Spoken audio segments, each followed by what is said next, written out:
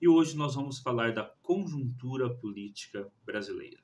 Nós vamos falar dessa nova conjuntura da política brasileira através de uma obra que foi recentemente publicada aqui no Brasil, agora no final de 2023, que é este livro aqui, Biografia do Abismo. Pessoal, Biografia do Abismo é um livro escrito pelo Felipe Nunes e pelo Thomas Traumann. O título todo é Biografia do Abismo, como a polarização divide famílias, desafia empresas e compromete o futuro do Brasil, da HarperCollins. Este livro foi publicado agora, no final de 2023. Eu tomei contato com ele através de uma entrevista dos autores na Mesa do Meio, no canal Meio, aqui no YouTube. Tá? Canal do Pedro Doria. O Mesa do Meio, né, geralmente entrevista ali os autores, mas também houve outros vídeos que o Pedro Doria fez sobre esse livro. Então me interessou muito a hora que eu assisti esses vídeos. Comprei o livro, li ele, né, ontem, dia 21 de dezembro, e estou gravando agora este vídeo na manhã do dia 22 de dezembro aqui para vocês. Então, o Thomas Traumann é jornalista e mestre em ciência política pela UERJ. Já o Felipe Nunes é PhD em ciência política e mestre em estatística pela Universidade da Califórnia, em Los Angeles, e é professor da Universidade Federal de Minas Gerais. Então, os dois têm carreira acadêmica e o Thomas Traumann também é um jornalista. Tá? O livro, então, ele tem essa característica, ele trazer a atual conjuntura política brasileira para o debate, dentro desse debate que é a polarização. Né? Que os autores, inclusive, vão trazer um termo, né, da literatura de ciência política norte-americana, que é a calcificação, para tentar explicar esse debate da polarização. Bom, então, se a gente pegar aí a história da Nova República, o que é a Nova República? É a República que começa com o fim do período militar, né, 1985. Você tem o primeiro presidente eleito indiretamente, o Tancredo Neves. O Tancredo Neves não assume, né, por causa do seu falecimento devido a uma doença. Quem assume é o José Sarney. Aí depois você tem uma primeira eleição, que é a eleição do Collor. Mas ali naquele momento, você já tem o PT como o principal antagonista nas eleições. Isso contra candidatos mais à direita. Isso vai permanecer durante toda a Nova República. Veja bem, há um outro livro, que é a História do PT, que eu li recentemente também, e lá o autor comenta, né, justamente a questão de que até entre 1980 e 1990, você não teria como saber que o PT teria o protagonismo que ele tem hoje na esquerda. Por quê?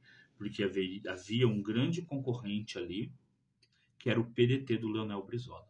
É só na eleição, né, que o Lula ele fica na frente do Leonel Brizola, na esquerda, e que a partir dali, né, dos anos 90, o PT se transforma no principal partido da esquerda brasileira, que vai aglutinar as questões de esquerda e dos progressistas, social-democratas brasileiros vão ser agrupadas ali em torno do PT.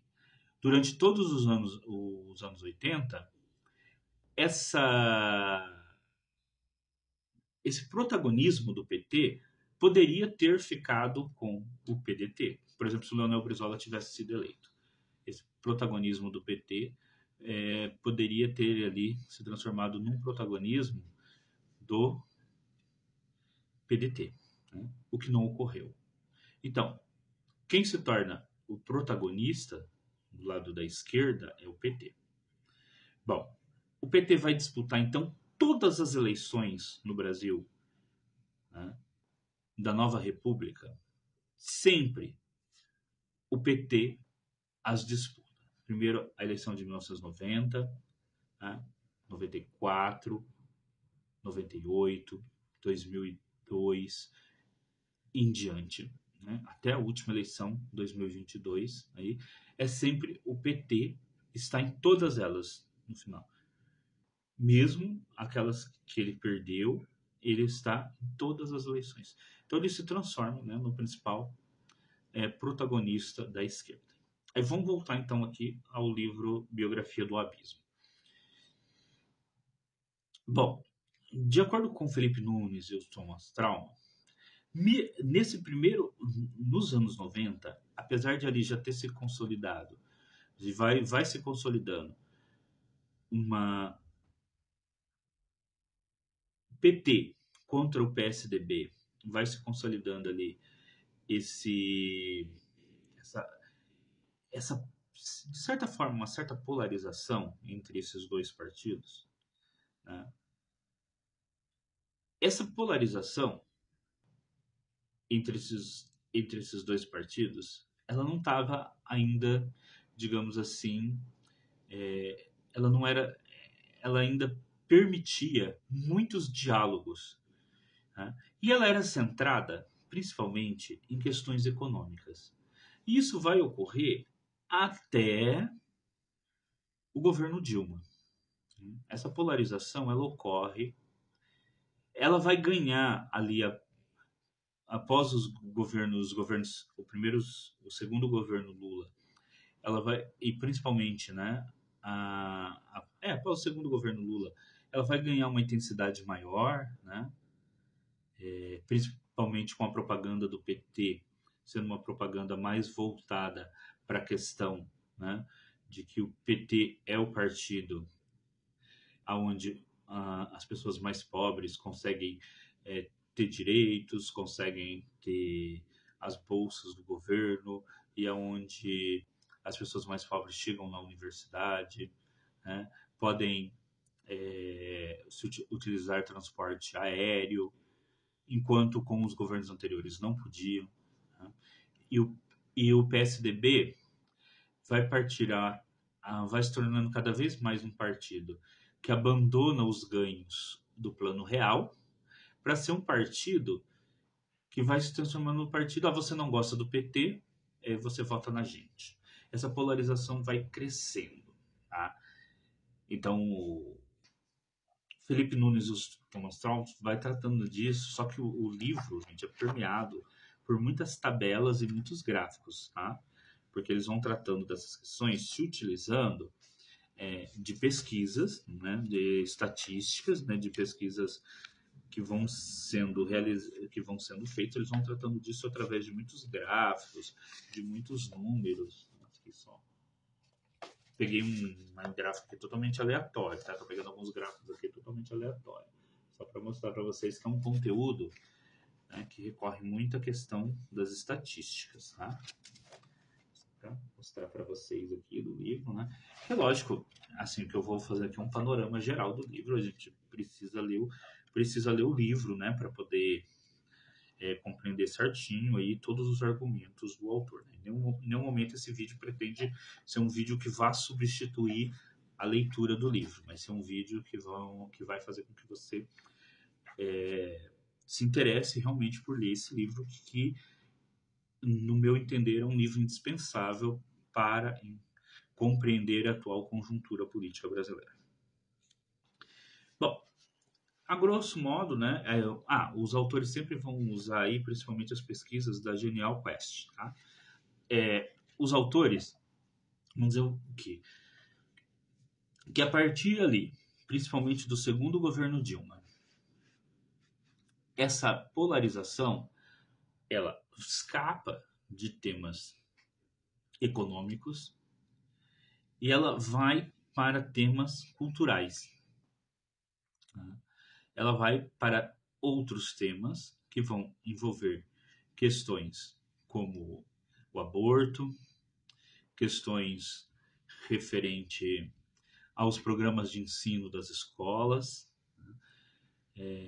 questões referentes a concepções de mundo, se você é mais conservador ou mais progressista, e que as questões econômicas elas ainda se mantêm, né? Eles dizem que se tem uma. Deixa eu lembrar que o termo que eles usam no livro, eles dizem assim, que se tem algo que é perene na análise da ciência política, que as questões econômicas são sempre importantes para decidir eleições, e elas continuam. Tanto é que uma das coisas que levou o Lula à vitória em 2022 realmente foram as questões econômicas. Mas que essas questões culturais, elas ganham uma dimensão muito maior do que antes. E que se Agora, o principal aí do argumento desses autores é justamente o seguinte, que nas questões econômicas, por mais que eu poderia discordar e dizer, não, a Petrobras não pode ser privatizada, e o outro chegasse em mim e falasse assim, não, é, precisa privatizar a Petrobras. Eles dizem assim, não, eu tenho que aumentar o juro. A outra pessoa, não, o juro tem que ficar baixado. Tem que baixar o juro, né? Que a gente pudesse ter divergências em questões econômicas, essas questões, elas podiam fazer parte do debate, mas elas não causavam rompimento dentro das famílias, elas não impediam que esse debate ele era um debate que ocorria, né? Mas ele ocorria, digamos assim, com uma virulência muito menor. Né?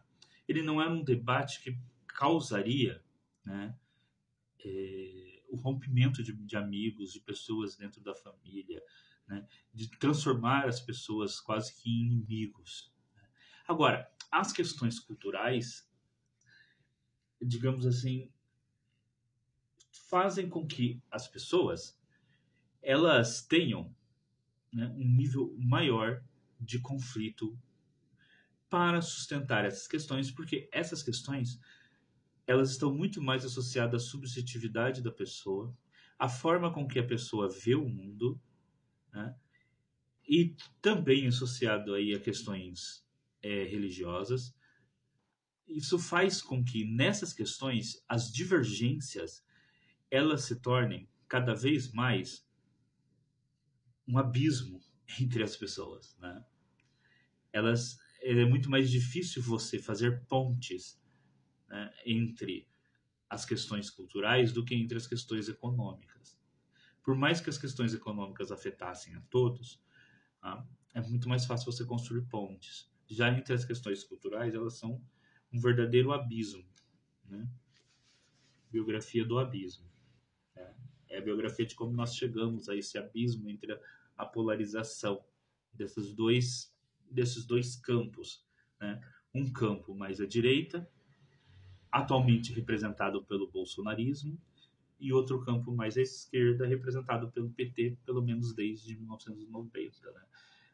Os autores não comentam essa questão dos anos entre os anos 80 e os anos 90, mas ali o PDT ainda era muito forte, poderia ter tomado a dianteira, né, como principal partido de esquerda e não o PT. O PT realmente se transforma no principal partido da esquerda a partir da disputa do Lula no segundo turno com o Collor. Tá? Bom, o que os autores comentam? Que este debate ele vai se transformar, ele vai ficar cada vez mais importante e ele vai cada vez mais cavando esse abismo entre esses dois polos de disputa. Inclusive, num dos polos, o PSDB vai perder, né, vai perder a sua capacidade, né, de representar esse polo, que vai ser substituída pelo Bolsonaro e pelo bolsonarismo. E aqui, e os autores fazem esse alerta, quando a gente coloca o Bolsonaro e o bolsonarismo, não é uma questão simplesmente de que se amanhã não tiver o Bolsonaro ou não tivermos mais o Lula nas disputas, como o Bolsonaro não vai disputar mais as próximas duas eleições. O Lula provavelmente, se ele disputar a próxima eleição, vai ser a última dele, até por uma questão da idade. Tá? Mas mesmo que estes dois líderes mais populistas e que conseguem falar melhor com os seus. Ambos são muito. Conseguem ter essa estratégia, né, de falar de ser compreendido pelos dois polos aí cada um representa, são líderes muito populares, né, nesses dois polos, né? Ambos esses líderes, mesmo que eles não disputem mais eleições, tá? Eles não se confrontem mais numa eleição como aconteceu agora em 2022, isso, o, o lulismo, entre aspas, aí, o bolsonarismo, entre aspas, aí, vão continuar a existindo, né, como essa ala, digamos assim, mais à direita e conservadora, disputando com essa ala mais à esquerda e progressista. E é interessante nisso que se caminha, e os autores também chamam a atenção em diversos momentos do livro sobre isso, para algo muito próximo dos Estados Unidos, né? Sendo que nós nunca tivemos o bipartidarismo aqui na Nova República, né? Apesar da gente não ter tido bipartidarismo, né, como os Estados Unidos têm republicanos e democratas, com os republicanos representando mais o conservadorismo e enquanto os democratas representam mais o liberalismo, o progressismo, essa crivagem ela foi feita, né, culturalmente no Brasil, independente de você ter um partido ou não representado. Lógico que do lado progressista, mais à esquerda, você tem o PT. Como diz o PT, é esse partido identificado dessa forma, desde 1990. Já do lado da direita, você teve durante muito tempo um partido, que é o PSDB, identificado como esse partido mais liberal, né? Mas não conservador, mas mais liberal na economia. Só que a partir da emergência do bolsonarismo, apesar do bolsonarismo não estar ligado a um partido específico, lembrando que o Bolsonaro estava no PSL quando foi eleito da primeira vez, tá? Quando foi eleito, quer dizer, da única vez que foi eleito, mas disputou a reeleição pelo PL, né? Vou seguir aqui, eu vou falar um pouquinho de cada capítulo do livro agora. Tá?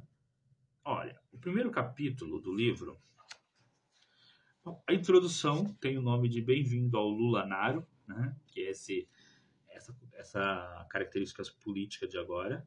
Né? O capítulo 1 é um novo ecossistema da comunicação política. Bom, por quê? Porque no capítulo 1 os autores vão chamar a atenção da questão do desenvolvimento da comunicação na política, que vem lá do rádio, na TV. Tá? A democracia, a gente está muito ligado à questão do uso da comunicação.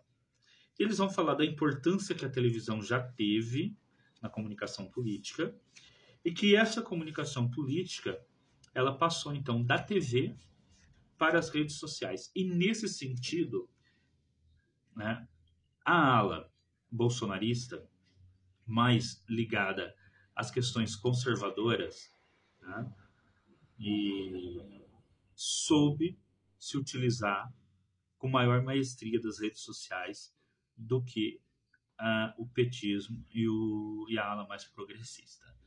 Isso é uma verdade. Só agora o PT tem se recuperado, né, e a ala mais progressista, desse enorme defasagem no uso das redes sociais.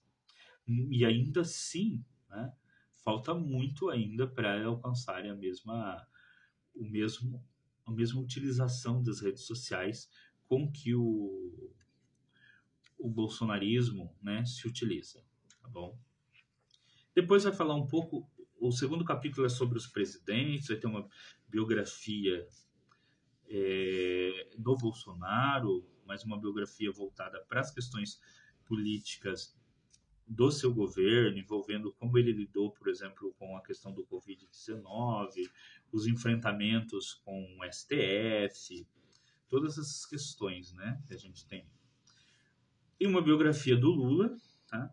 Também envolvendo aí, principalmente, e aqui é bem interessante esse capítulo da biografia do Lula, que envolve aí a questão de como o Lula e o Geraldo Alckmin se aproximaram via o Gabriel Chalita, tá?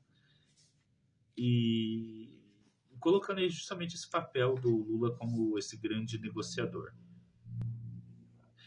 E nesse capítulo se traz alguns gráficos bem interessantes, por exemplo, qual o motivo de você não votar no Bolsonaro? Então, a maioria das pessoas colocam que é por causa das falas e agressividade do candidato. Qual o motivo de você não votar no Lula? Quem não vota no Lula já coloca porque é a questão de que ele foi preso. Principal motivo para votar no Lula. Né? Então, e aqui os autores nesse capítulo colocam assim, uma questão interessante. Que na última eleição, o que levou as pessoas a votarem no Lula foram o fato delas não quererem o Bolsonaro. E o que mais levou as pessoas a votarem no Bolsonaro foi o fato delas não quererem o PT. Isso é justamente por os autores mostrando, né, o quanto esse abismo está cada vez mais fundo, digamos assim. Por quê? Porque a escolha que levou as pessoas ao não voto não foi uma escolha de quem tem o melhor programa econômico, mas simplesmente eu não quero votar no outro. Tá? O terceiro capítulo é a história de ódio, amores e medos, né? Vai contar muito a questão da eleição presidencial.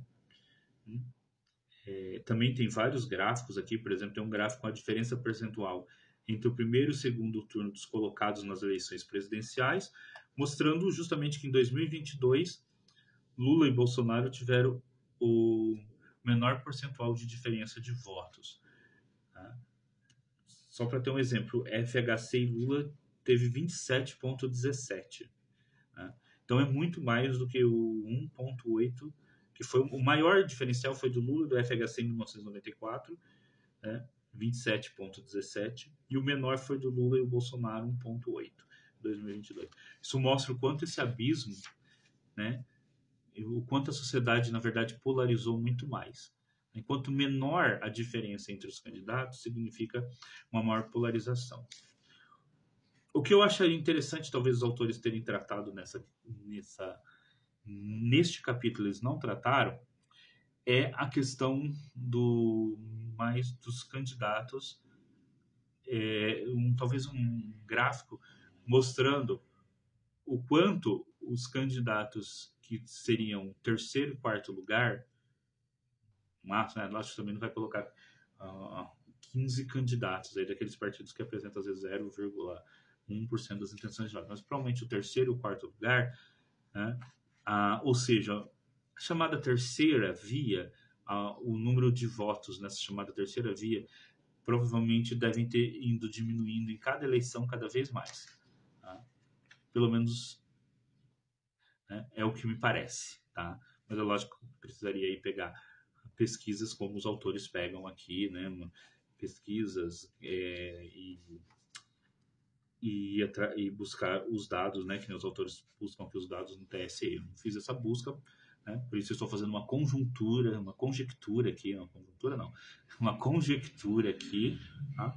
Mas é lógico que precisaria se fazer uma pesquisa para ver se essa conjectura minha está acertada ou não, de que os votos na terceira via também, aí no caso seriam só no primeiro turno, vem diminuindo. Aqui os autores tratam apenas do segundo turno. Tá? Bom, eu não vou mais me ater, né, aos dados aqui do capítulo. Esse capítulo é um dos capítulos mais longos, trazem muitos gráficos, muitas tabelas. Tá? Agora, o que eu acho interessante chamar a atenção nesse capítulo que os autores colocam é o seguinte, que a vitória do Lula na eleição de 2022, e isso é muito discutido, é uma das coisas que leva muitas vezes, inclusive, a posturas xenófobas, tá? É que a vitória do Lula não se deveu, tá?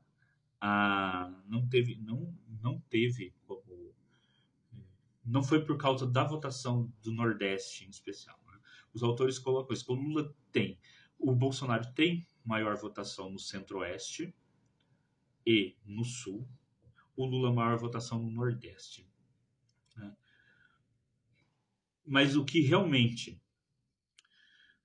leva um candidato a ganhar ou não é a votação no Sudeste.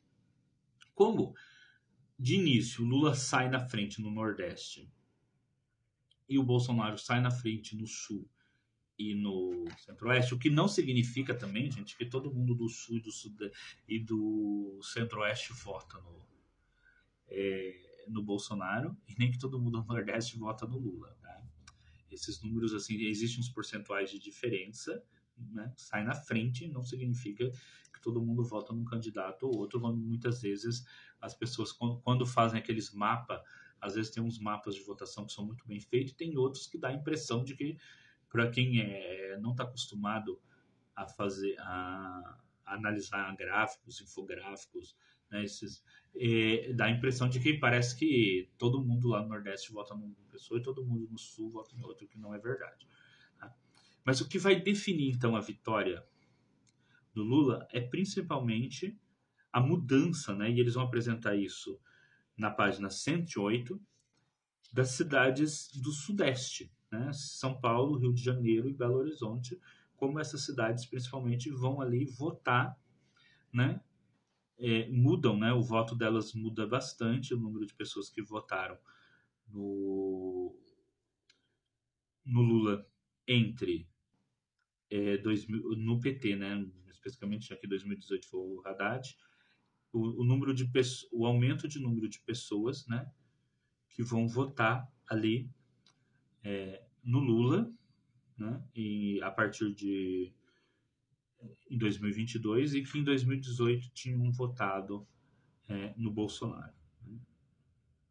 Então aqui eles fazem muitos votos, né? Na verdade aqui na página 268 eles fazem a perda de votos que o Bolsonaro teve, né? Entre 2018 e 2022, né? Ele perdeu aí votos para o Lula nessas três cidades, principalmente São Paulo, Rio de Janeiro e Belo Horizonte. Então essas cidades votaram muito mais no Bolsonaro em 2018 e esse voto foi reorientado para o PT muito mais em 2022, o que vai levar então à vitória do PT. Então a vitória do PT em 2022, seguindo aqui os dados que os autores tratam, é uma vitória, né, que se dá no Sudeste, que se dá nas principais capitais do Sudeste. Eles falam um pouco da questão das próprias eleições, né? Num subcapítulo chamado Eleição da Intimidação. Foi um problema que houve nessas eleições. Em determinado momento aqui do livro, eles apresentam várias pesquisas, né, que mostram, por exemplo, como que pessoas, principalmente aquelas que vão votar no Lula, queriam votar no Lula em 2022, muitas vezes, e eles fazem isso através de uma pesquisa bem interessante, colocando 3 pessoas que votam no Lula, 3 que votam no Bolsonaro e um ator, e aí mostrando assim como que as pessoas que votavam, que iam votar no Lula, tinham muito mais receio de falar publicamente que iriam votar no Lula do que quem ia votar no Bolsonaro, porque havia todo um clima, né, que deixava as pessoas, principalmente quem ia votar no PT, mais receoso de colocar as suas convicções políticas. E o livro ele traz aqui um experimento que eles fazem, né, um experimento social que eles fazem, que é muito, muito interessante de se fazer essa leitura.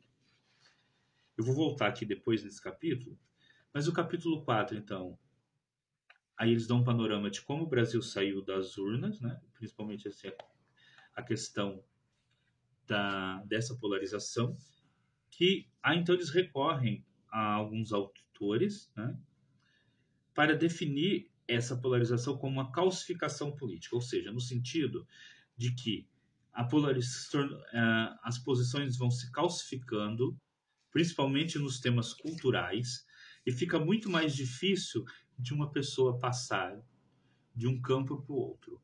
Então, que havia muito mais pessoas capazes de transitar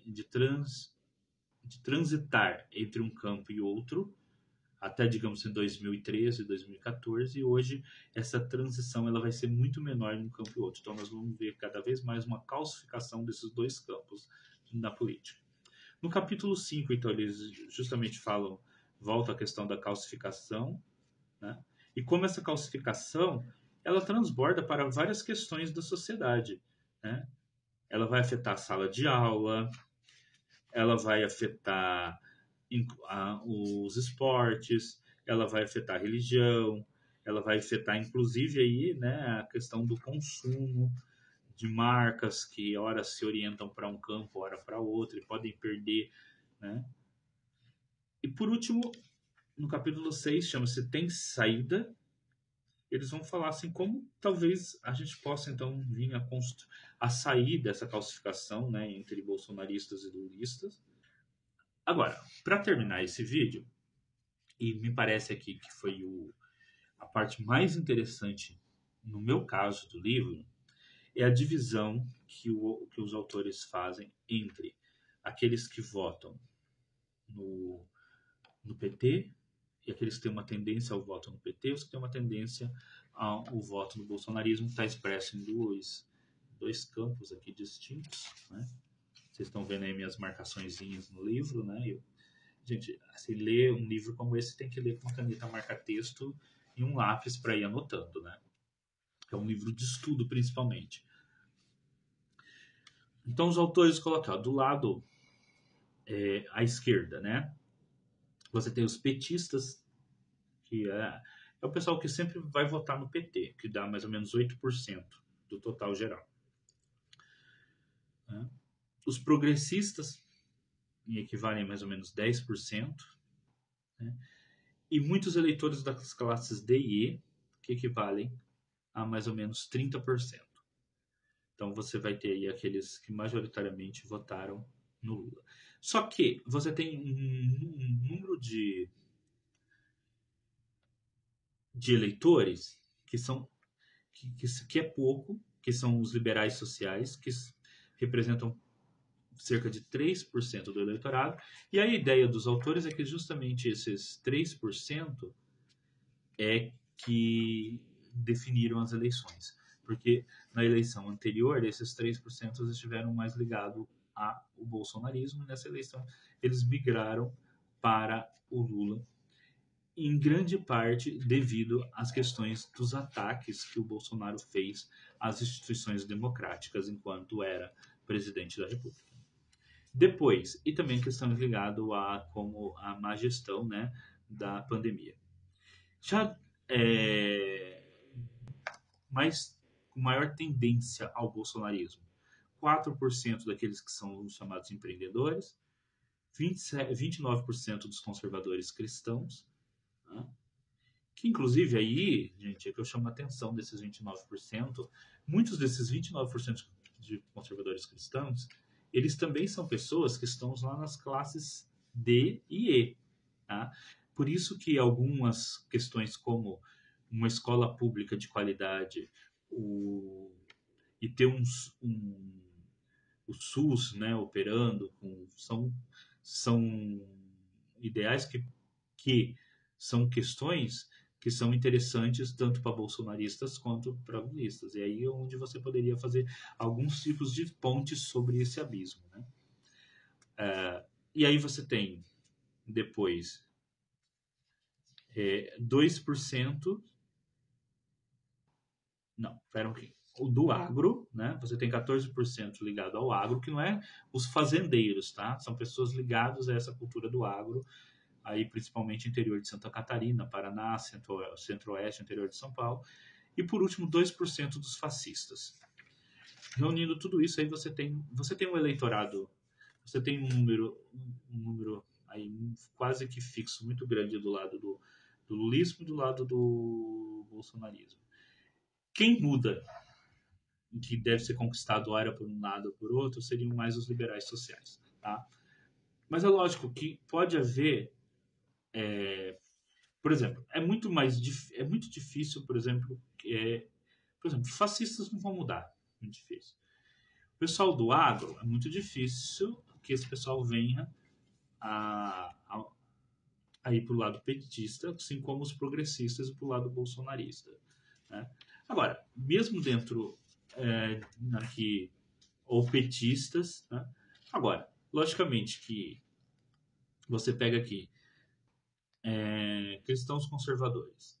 Tá, muitos são cristãos conservadores, mas também são pessoas das classes D e E. Então, pode ser que em determinado momento da vida da pessoa ela coloque questões econômicas acima de algumas questões morais. Ou ao contrário também, do pessoal que está na classe D e que vota nulo. Então, há possibilidade de, talvez, de haver um trânsito, né, desses leitores?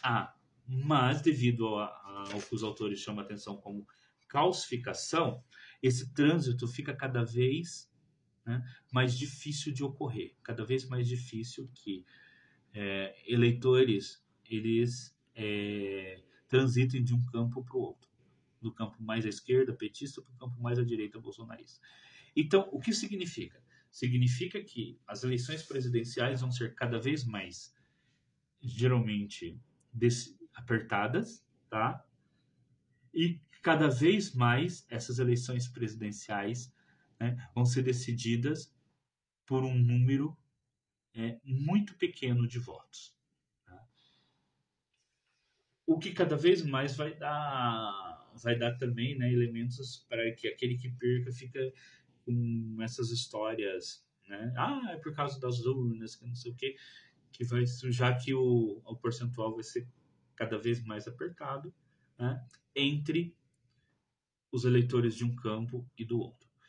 Então, vai ser, digamos assim, os votos nas próximas eleições sempre vão ser muito disputados, né?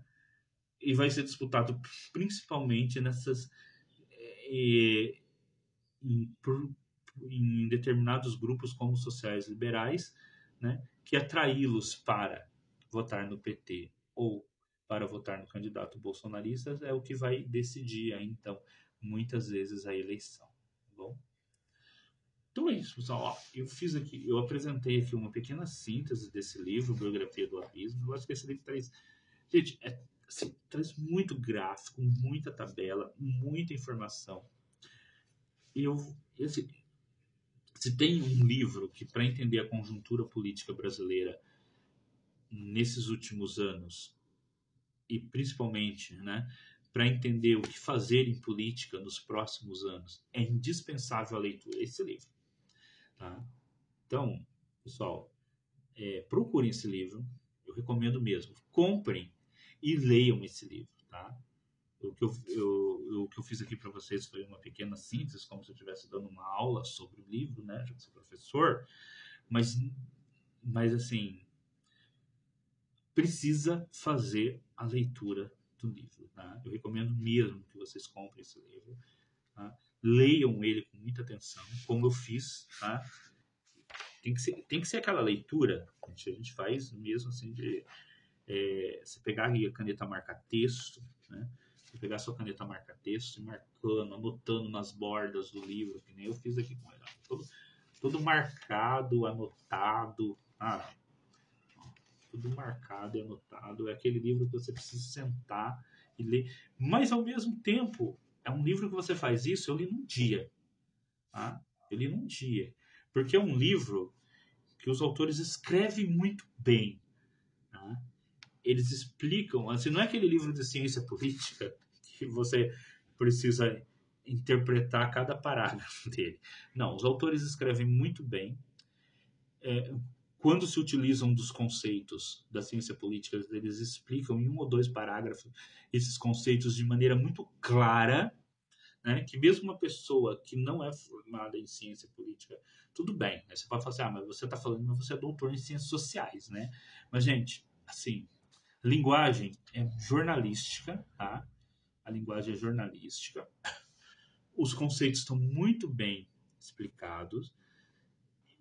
Eu tenho certeza que uma pessoa que mesmo que não tenha experiência com a leitura de textos da ciência política, mas se você está acostumado a ler jornal, você vai ler esse livro com muita tranquilidade. Né? E você vai ver ali um número de informações sintetizadas nos gráficos e nas tabelas que você precisa ler, né? esses gráficos, essas tabelas, entender ela, para ver da onde os autores partem, porque o que eu falei aqui, por exemplo, dessa última questão aí, que é as divisões políticas, né?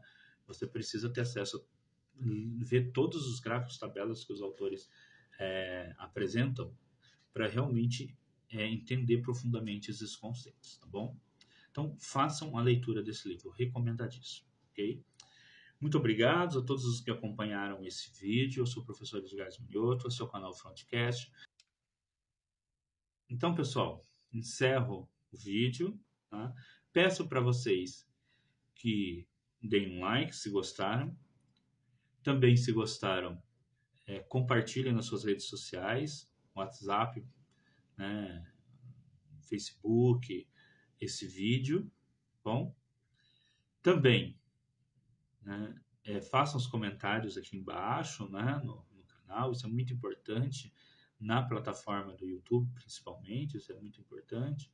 Bom, e fica a dica desse excelente livro de ciência política para compreender a atual conjuntura do nosso país. Tá bom?